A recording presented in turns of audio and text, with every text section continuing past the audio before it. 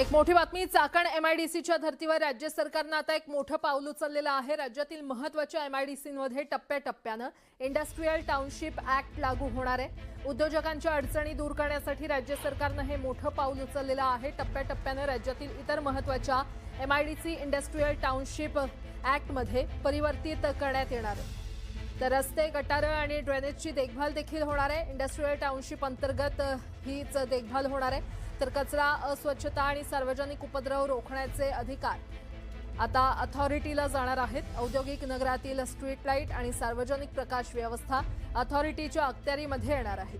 वाहतूक कोंडी सोडवण्याच्या दृष्टीने देखील ही व्यवस्था काम करणार आहे। शासकीय विभागांमधील समन्वयाचा अभाव दूर करण्यासाठी आणि स्थानिक पातळीवर निधी उपलब्ध करून पायाभूत सुविधा सुधारण्यासाठी इंडस्ट्रियल टाउनशिपची गरज सध्या निर्माण झालेली आहे। चाकणसोबतच रांजणगाव, शेंद्रा, वाळूज, तळेगाव, बिडकीन सारख्या महत्त्वाच्या एमआयडीसींमध्ये सोयी सुविधांसाठी ऍक्ट लागू करण्याचा विचार सध्या सुरू आहे। राज्य सरकारमधल्या प्रमुख उच्चस्तरीय सूत्रांकडून ही माहिती मिळाली आहे।